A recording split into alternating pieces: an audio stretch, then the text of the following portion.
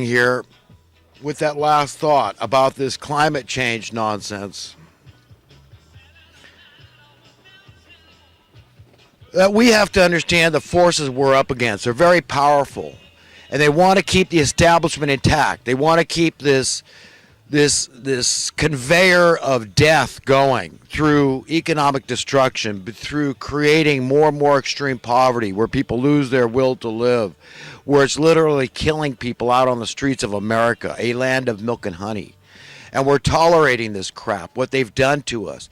They've desensitized us to caring about our flesh and blood, our fellow human beings, fellow Americans, okay? And it ought not be like this. But this is a state of affairs we've got. And we've got to wake up and smell the steaming pile of maggot-ridden excrement that has become of our nation through the economic policies of these evil people. And they should be sued. The Federal Reserve should be sued out of business completely. This is what nobody talks about, but JFK was trying to do. Okay, he was trying to get rid of them. He was actively circulating a new national currency. Okay, the silver notes. Look into it, silver certificates. He meant business, and look where it got him. Jesus meant business. He was a threat to the establishmentarians, right? The hypocrites. That's who they were. The religious leaders, the legalists, right? If that's religion, I'm anti-religion. Okay, that is not where I'm coming from. I'm coming from a cosmic God's point of view perspective. That's it.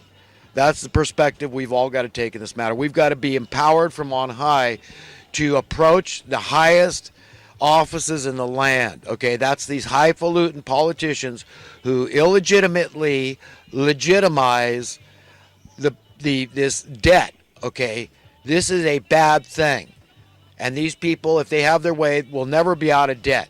And this whole climate change business is just another way to make people more poor so they can burn less fuel. Do you understand the idea behind this? You can't afford to drive your car anymore. Do you understand why they want you poor? Okay, the more poor people, the less energy can be used. So that's the whole idea.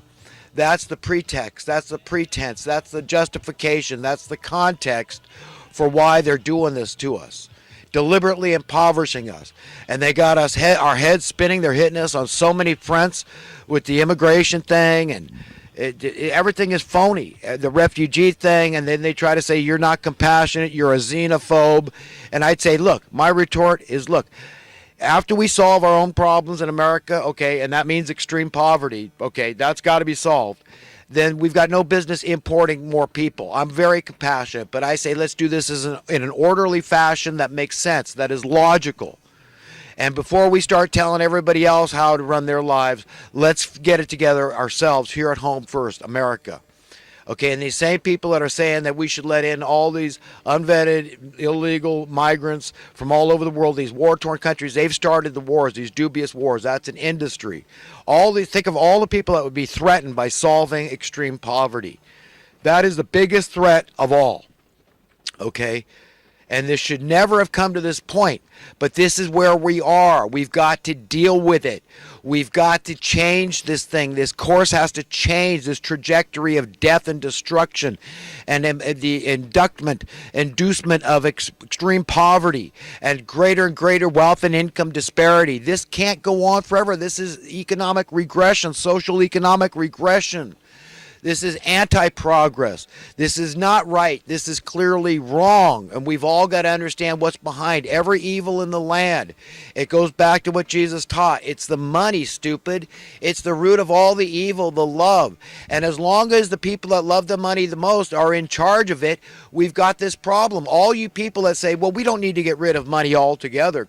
Just remember the price you're paying for your belief. Okay, and what I would tell you is ready your heart, ready your mind, use your imagination, your God-given imagination. We all have the wherewithal to imagine a world without money.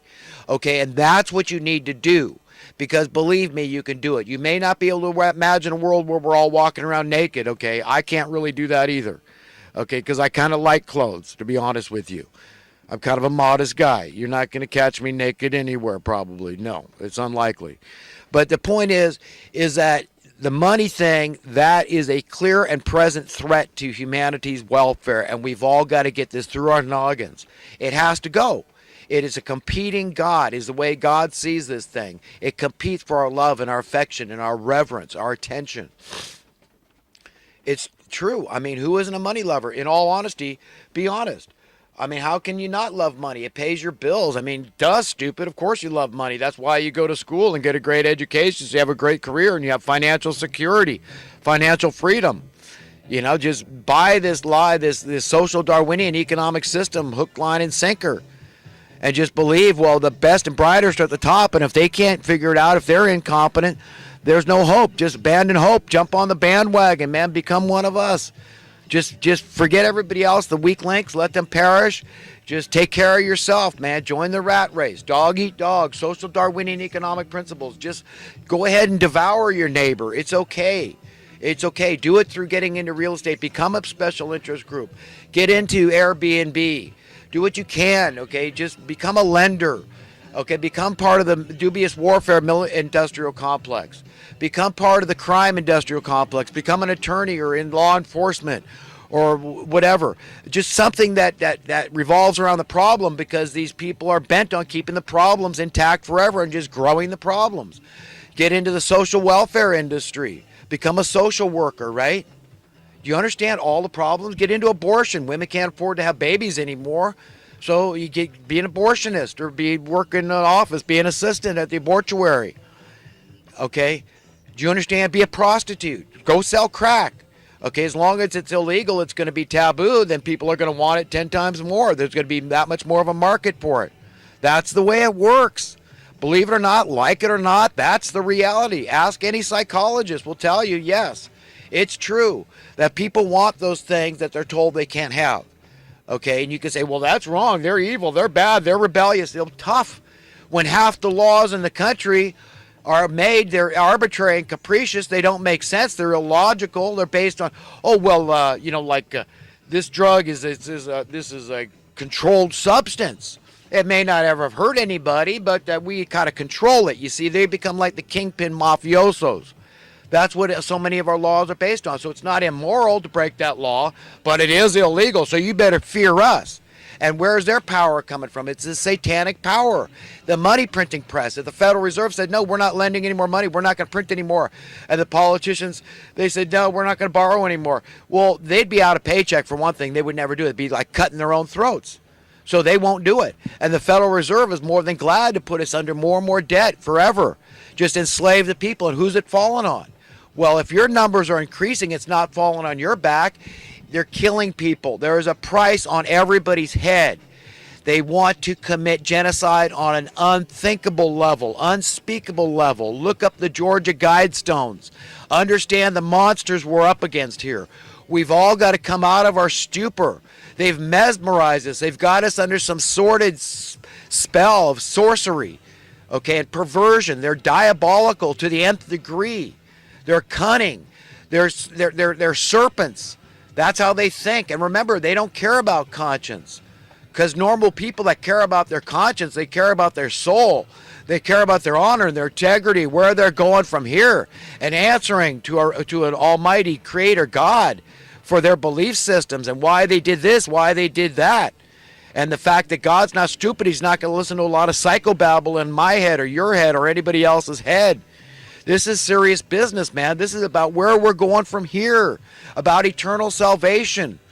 And in the meantime, in the present, we've got to fight the good fight and know what that means, what we're after, what we're trying to accomplish.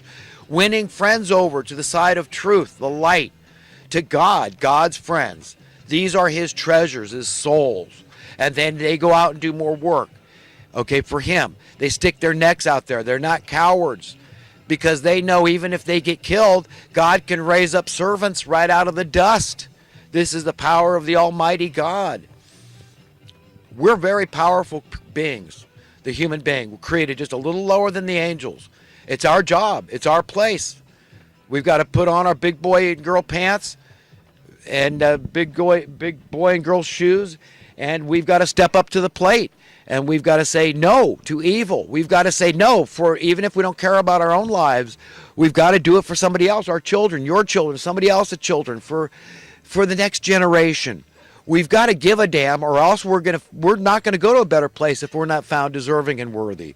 So give a damn and fight the good fight. Point out the absurdity, the madness, the illogic of the establishment and why they do it like this. What is the plan?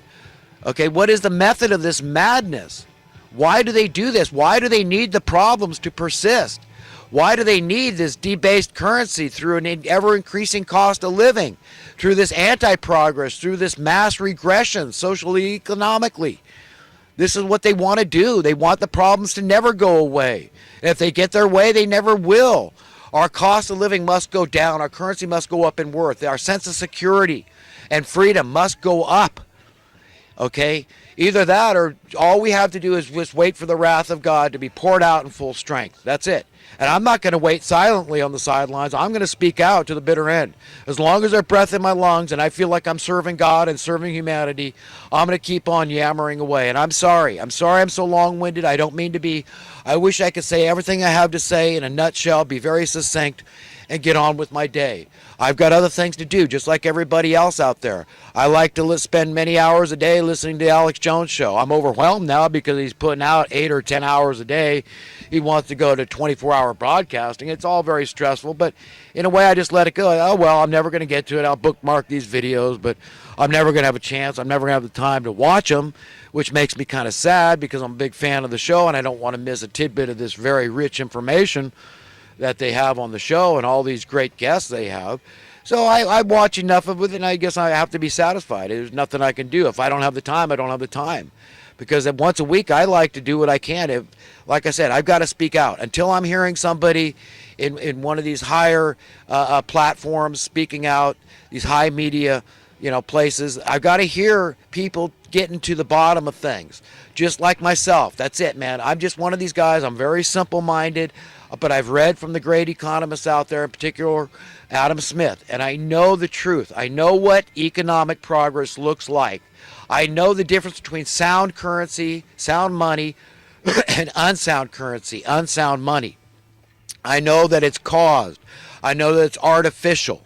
I know that occasionally you might experience disruptions in the supply chain, okay, which could cause temporary cost of living to increase, okay, but it goes away. That's what we do. We fix problems. That's what we're supposed to do. And what's supposed to happen in our economy is what happened with the VCR. That's what happens under free market, supply and demand capitalism. That's it. That's why it's a means to an end, is that things get so cheap that it's not a burden anymore. You're free. That's it. We serve each other. We find out that if we're all doing useful jobs for society, we're working 2, 3, 4 hours a week if we're lucky. And I say lucky. Okay, a lot of people, I don't want to do anything that's work related, like building a house. Well, we'll find machines to build those too. Okay, it doesn't matter if you don't want to do it, don't. You just want to be a sage and recite poetry all day. That's your business. But everything should be free to you. You should be equally entitled and righted by God. You were born unthinkably wealthy. This has to be our new paradigm. In a new age, we've got to start thinking this way and see that it's not that far-fetched. It's not beyond the pale to imagine a world entirely without money, without Satan. No more cause for the problems we have. We've got to work that direction. That's why I say capitalism is only to be used as a means to an end. That's it. But you've got to know what to look for. You've got to know what the difference between progress and regression is. And all we've made is regression in this country in the last 50 years. If minimum wage had the same purchase power as it did 50 years ago, okay, gold would be 60-something bucks an hour. Max Kaiser did the math on this, and you can't argue with math. There's always only one right answer, okay? That's it. If the mathematic problem was worked out right, you will have a consensus among the mathematicians that understand these things. That is the correct answer. That's the only possible correct answer. That's it. It's all calculable. Even in economic terms, they call it a market basket of goods. You can do the math yourself and see. So people that want to blame minimum wage workers for wanting a cost of living adjustment when your cost of living keeps going up, I mean, it's absurd. We know what came first. So why would you, let's put the horse, in front of the cart, so to speak, and say, okay, we can reduce wages, but this is not the way to do it, because that is the same thing, mathematically speaking. If you don't get a commensurate, proportional, equivalent pay adjustment and your cost of living is going up, you just got a pay reduction in the math. You've got less buying power. Your minimum wage job won't buy what it used to. And there's no logical justification for that. There's no righteous, reasonable, or any other justification. It doesn't make sense. But that's the madness they get us all prescribing to, buying to, through slowly boiling us in a pot like a frog, incrementalism. They got to do it just right, gently, just walking that tightrope of oppression on the people. Just keep making it harder and harder and harder, just to have just a semblance of a halfway decent, respectable standard of living. They don't want you to have that. They don't want me to have it. They don't want